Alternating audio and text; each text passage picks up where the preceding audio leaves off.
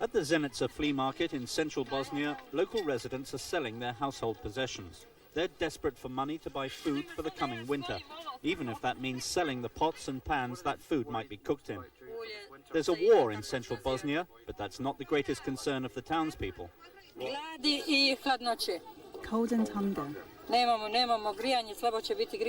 Heating is very bad. Hunger is the main problem. A short distance away, Bosnian police in riot gear guard the United Nations food warehouse. There's a constant danger of looting. The warehouse must provide emergency rations for everyone in the region, not just the people of Zenica itself.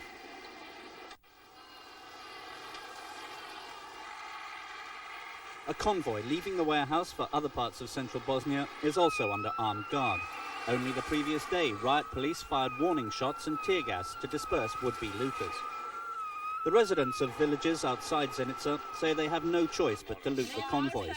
They must feed their families, they explain, and are receiving no aid. A young mother, Salma Strika, shows the cornmeal flour and corn cobs she now feeds to her 3-year-old daughter. A few months ago, such food was only given to her pigs. Stories like this are common in the region.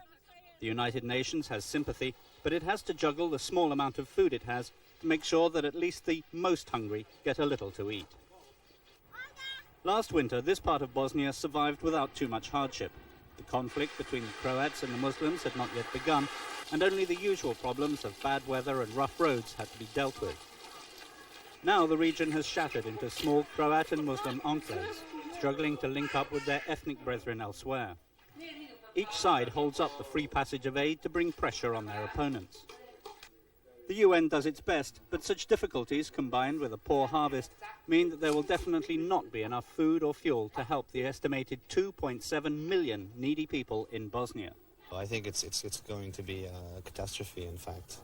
There's going to be quite a lot of suffering in this region because of the lack of food, because of adequate infrastructure, and adequate medical assistance.